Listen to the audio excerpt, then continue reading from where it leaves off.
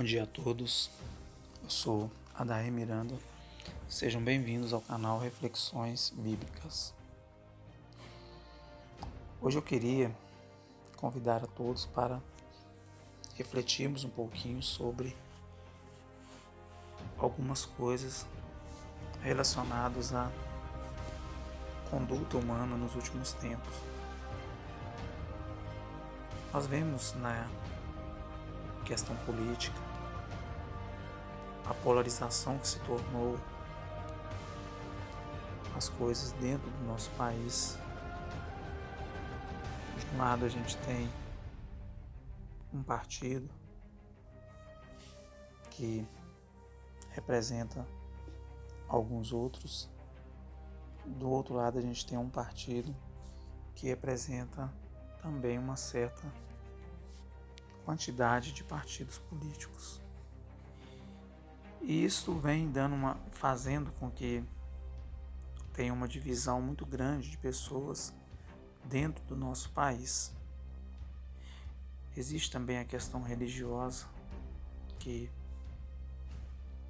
cada um tem a sua postura, a sua forma de interpretar, de analisar talvez os textos bíblicos. Isso também fica de certa forma polarizado. Nós vimos agora nos últimos dias ser veiculado uma postura, uma forma de tratar a questão da gravidez na adolescência, onde uma ministra do atual governo, ela tem uma proposta diferente talvez das propostas anteriores, e por ser diferente, ela se tornou de certa forma polêmica, porque nós temos visto nos últimos tempos uma forma apontada de resolver algo imediato, mas de uma forma não estrutural. Quando a gente pensa na distribuição de preservativos de forma gratuita nos postos de saúde e até mesmo com a possibilidade da distribuição nas escolas da rede pública, a gente vê de certa forma uma coisa de certa forma boa, porque ela tende a resolver um problema, como eu disse, um problema imediato, mas de certa forma também ela pode ser vista como uma maneira de estar incentivando que essa prática continue acontecendo em um local, em um meio de pessoas muito jovens.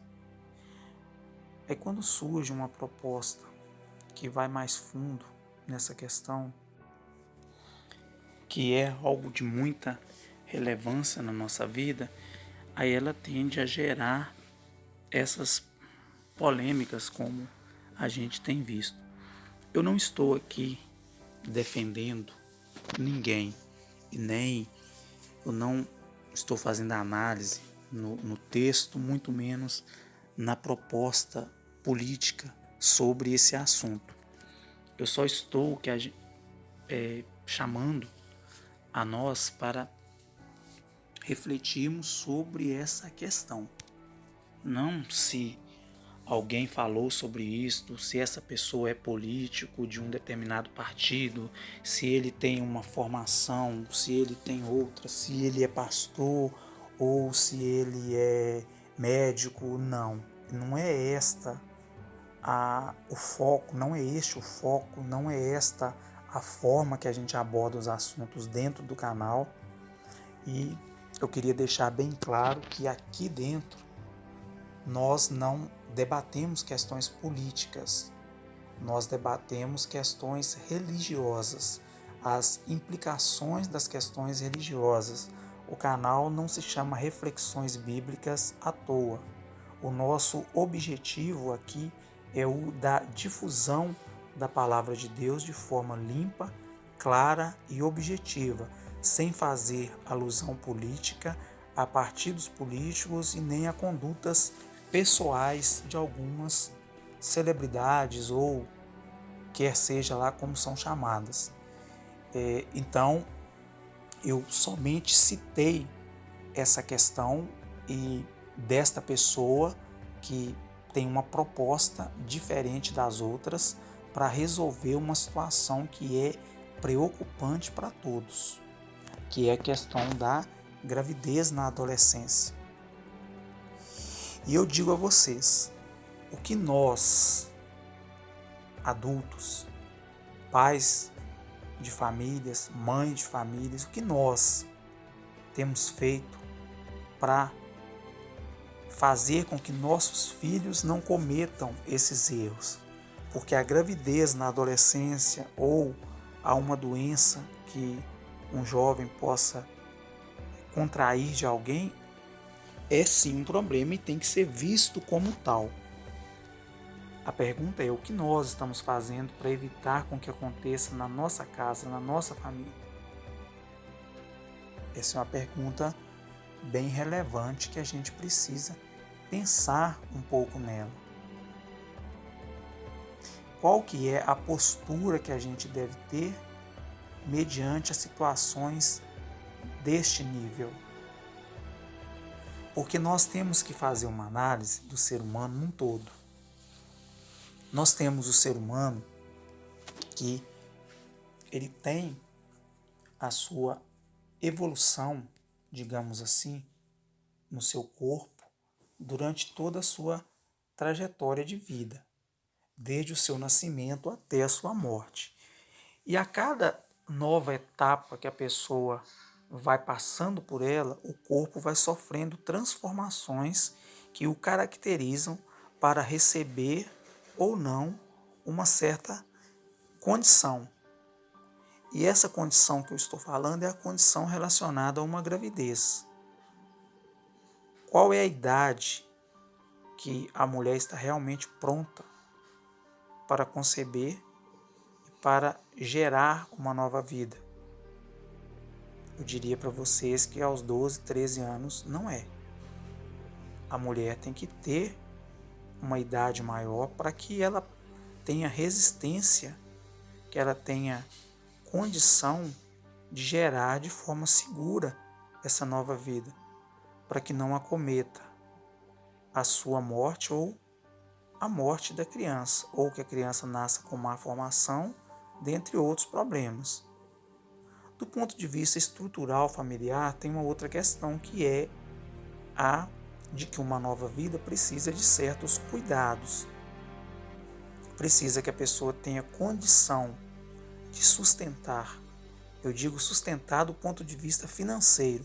Essa criança que irá nascer é uma situação que tem que ser pensada, muito bem analisada e discutida. Eu estou falando simplesmente do ponto de vista social humano. Eu ainda não toquei na questão religiosa, o que as Sagradas Escrituras nos dizem a respeito disso. Nós temos que entender que hoje existe toda uma questão que envolve uma carreira, uma formação intelectual que ela pode ser interrompida devido a uma gravidez. Então é algo, sim, que tem que ter essa preocupação de nós adultos.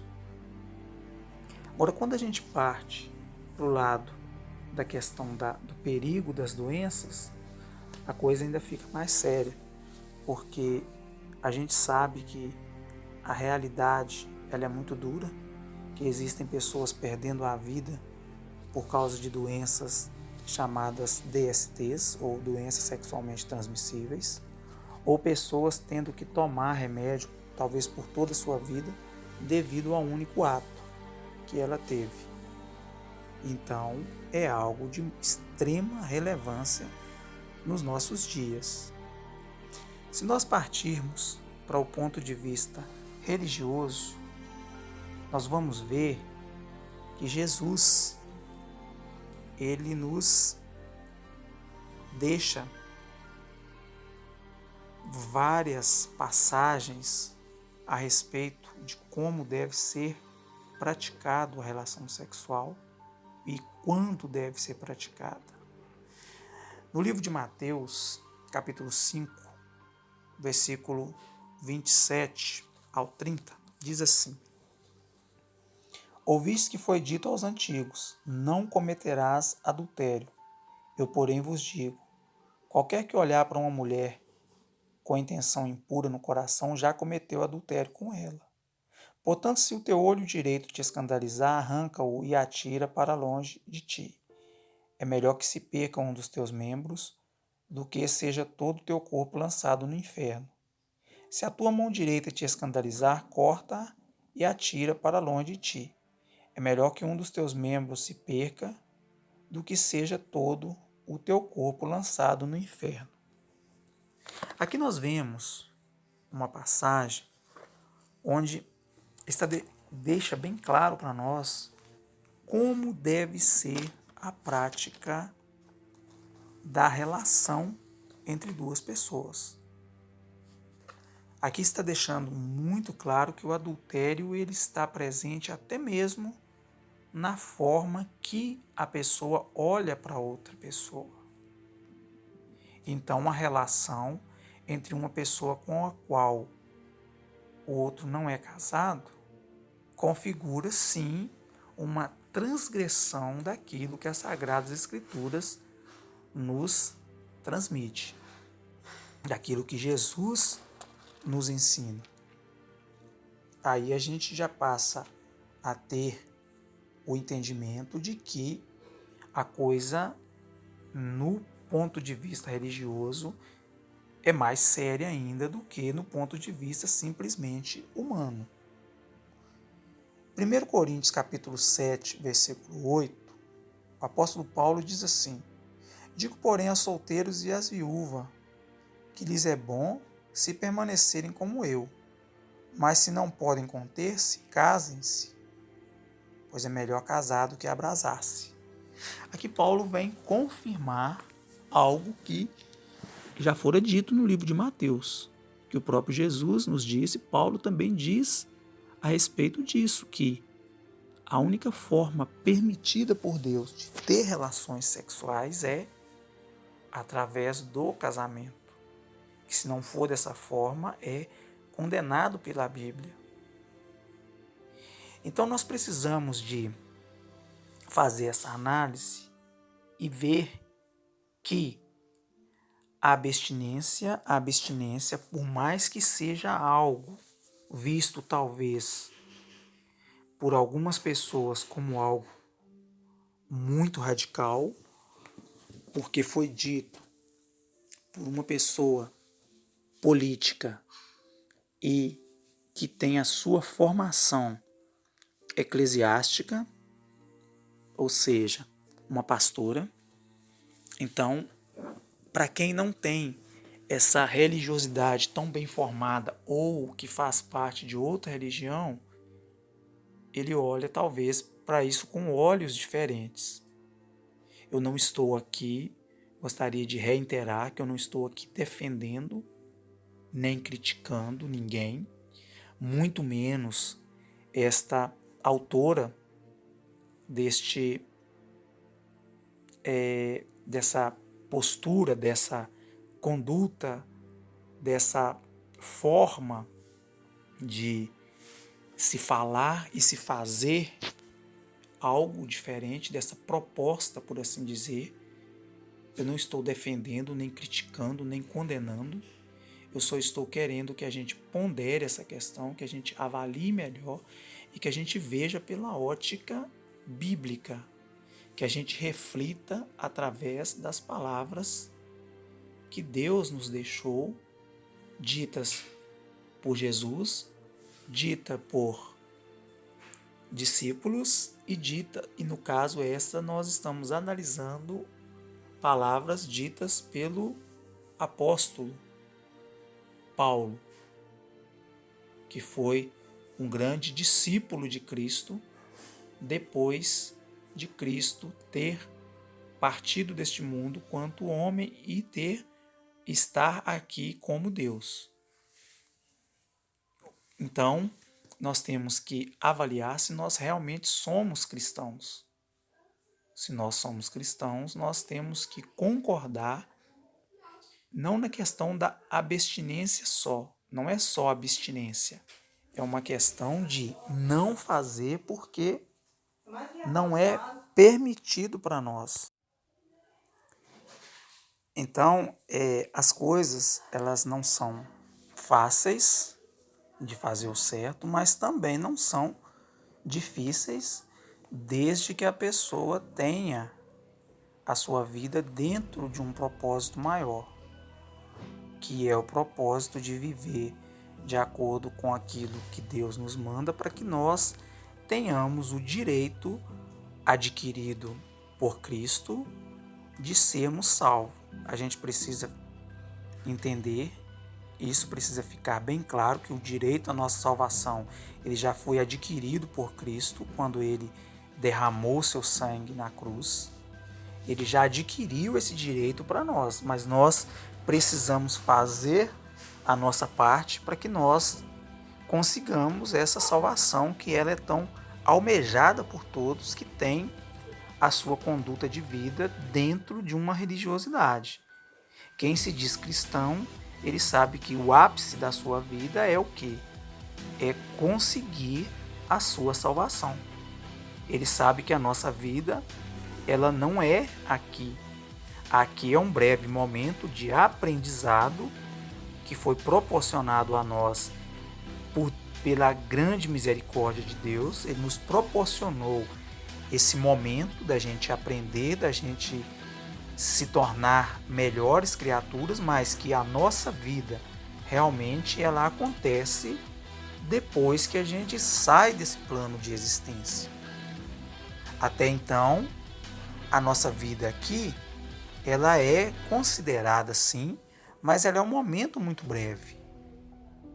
A real vida que a gente tem, ela acontece depois que a gente parte desse mundo.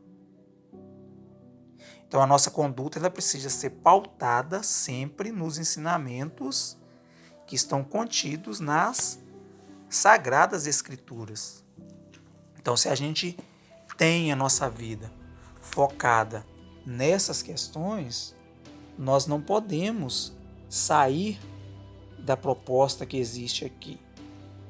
Nós temos que viver de acordo com esses ensinamentos, porque se nós vivermos de formas diferentes, nós não estamos caminhando rumo à nossa salvação.